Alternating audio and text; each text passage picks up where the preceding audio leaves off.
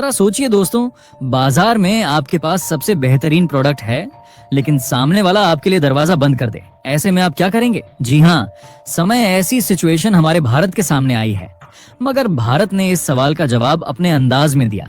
अमेरिकी टैरिफ, जिसने भारतीय टेक्सटाइल इंडस्ट्री के लिए एक ऊंची दीवार खड़ी कर दी, उसको लांघने के बजाय भारत ने रास्ता ही बदल लिया। दुनिया में कपड़ा उत्पादन में दूसरा सबसे बड़ा खिलाड़ी होने के बावजूद भारत अब अपनी कई मैन्युफैक्चरिंग यूनिट्स वियतनाम, इंडोनेशिया और तैयारी कर रहा है।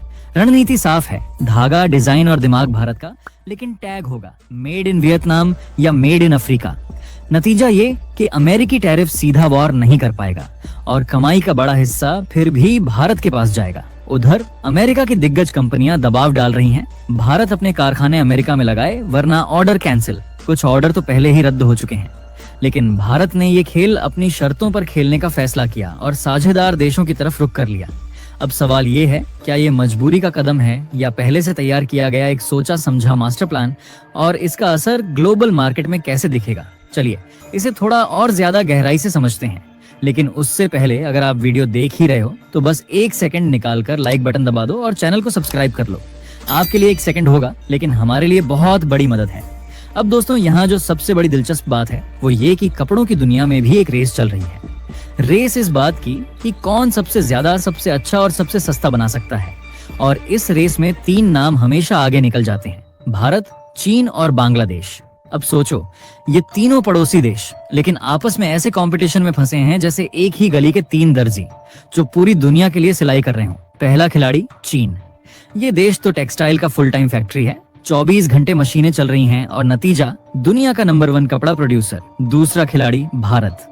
हमारे पास कपास और जूट जैसे कच्चे माल का खजाना है, यानी धागा बनाने से लेकर कपड़े की बुनाई तक हम पूरी चेन खुद कंट्रोल कर सकते हैं। तीसरा खिलाड़ी बांग्लादेश। इसने एक खास खेल चुना, रेडीमेड गारमेंट्स, और इतने सालों से इस गेम में इतना परफेक्ट हो चुका है कि ग्लोबल आरएमजी एक्सपोर्ट में अक्सर नंबर 2 बना रहता है। अब बात आंकड़ों की करें तो निर्यात में चीन सबसे ऊपर, रेडीमेड कपड़ों में बांग्लादेश का दबदबा, और भारत ग्लोबल एक्सपोर्ट में भले 6ठे नंबर पर हो, लेकिन प्रोडक्शन में दूसरा सबसे बड़ा देश है, क्योंकि भारत की अपनी घरेलू मांग बहुत विशाल है। लेकिन कहानी यहीं खत्म नहीं होती। हाल ही में बांग्लादेश की इंडस्ट्री को एक बड़ा झटका लगा और इसी गैप ने भारत को एक नया मौका दे दिया। ऐसा मौका जो टेक्सटाइल इंडस्ट्री का पूरा खेल बदल सकता है। अब जरा सोचो, बांग्लादेश की इंडस्ट्री में आई गड़बड़ी के बाद रेमंड्स और अरविंद जैसी भारत की दिग्गज कंपनियों के पास ऑर्डर्स की बरसात होने लगी। जो बड़े बड़े कॉन्ट्रैक्ट पहले बांग्लादेश की फैक्ट्रियों में जाते थे, वो अब भारत की मिलों में बुनाई होने लगे। सब कुछ सही दिशा में जा रहा था, लेकिन तभी अमेरिका ने अपनी जेब से एक टैरिफ बम निकाला और सीधा भारत की टेक्सटाइल इंडस्ट्री के बीचों बीच फेंक दिया। ये बम था 50% टैरिफ बढ़ोतरी, यानी जो कपड़ा पहले एक तय दाम पर अमेरिका जाता था, अब उस पर आधा दाम और टैक्स के रूप में चुकाना पड़ेगा। पर असर, जैसे किसी चलते हुए सिलाई मशीन में अचानक बिजली काट दी जाए, काम रुक गया। अमेरिका के बड़े retailer Walmart, Target, Amazon, TJX, Kohl's, Gap Inc, H&M सबने अपने भारतीय सप्लायर्स को साफ कह दिया, जब तक ये टैरिफ वाला मामला क्लियर नहीं होता, ऑर्डर होल्ड पर रहेंगे। यानी जो ट्रकों में भरकर बंदरगाह तक जाता था, वो अब गोदामों में ढका पड़ा है, क्योंकि बढ़ाए हुए टैक्स ने इंडिया से जाने वाला निर्यात लगभग ठप कर दिया है। सोचो, हर साल भारत अमेरिका को करीब 87,000 रुपए करोड़ का कपड़ा बेचता है। इतना बड़ा मार्केट, और अब वहां से सीधे 50% का टैरिफ बम गिरा दिया गया। मतलब सीधा सीधा प्रेशर डालना कि या तो हमारे यहाँ आकर बनाओ या फिर हमारी भारी भरकम ड्यूटी भरो। अमेरिका को लगता था कि भारत डर जाएगा और अपनी फैक्ट्रियां वहां खोल देगा, लेकिन भारत ने सोचा, भाई वहां की लेबर कॉस्ट तो पहले से ही आसमान छू रही है, फिर प्रॉफिट बचेगा कहाँ? तो प्लान भी निकल आया, मैन्युफैक्चरिंग शिफ्ट होगी, लेकिन अमेरिका में नहीं, वियतनाम, इंडोनेशिया और अफ्रीका जैसे देशों में। कारण भी साफ है, वहां टैरिफ बहुत कम है। इंडोनेशिया में करीब 20%, अफ्रीका में लगभग 15% और वियतनाम में तो उससे भी कम। यानी प्रोडक्ट बनेगा भारत की क्वालिटी से, पर मेड इन लिखा होगा इन देशों का, और अमेरिकी टैरिफ का खेल वहीं खत्म। और मजे की बात, ये चाल सिर्फ अमेरिका के जाल से निकलने के लिए नहीं, बल्कि बांग्लादेश को भी मार्केट में टक्कर देने के लिए है, क्योंकि उस पर भी लगभग 20% टैरिफ है। इसके अलावा सोचो जरा, एक दिन अचानक ये खबर आती है कि भारत अपने कपड़ा कारखाने वियतनाम वगैरह में शिफ्ट करने की प्लानिंग करने लगा है। अब आपके मन में पहला सवाल तो यही उठेगा अरे इतनी जल्दी क्या पड़ गई? असल में इस जल्दबाजी के पीछे डर छुपा है। डर ये कि कहीं ट्रंप का ये टैरिफ बम करोड़ों लोगों की रोजी रोटी पर न पड़ जाए। देखो, पिछले साल यानी 2023-24 में भारत ने बाहर के देशों को करीब 34 अरब डॉलर से भी ज्यादा के कपड़े बेचे। इसमें सबसे बड़ा टुकड़ा करीब 42% रेडीमेड कपड़ों का था। उसके बाद 34% आया अधबने या कच्चे कपड़ों से, और बाकी हिस्सा गया ऐसे तैयार कपड़ों का जो परिधान की कैटेगरी में नहीं आते। ये सिर्फ बिजनेस नहीं है, ये तो खेती के बाद देश का दूसरा सबसे बड़ा रोजगार देने वाला धंधा है। सीधे सीधे 4.5 करोड़ से ज्यादा लोग यहाँ अपनी रोजी कमा रहे हैं, जिनमें गांव की महिलाएं भी हैं, छोटे कस्बों के नौजवान भी, और अनगिनत परिवार जिनका घर का चूल्हा इसी से जलता है।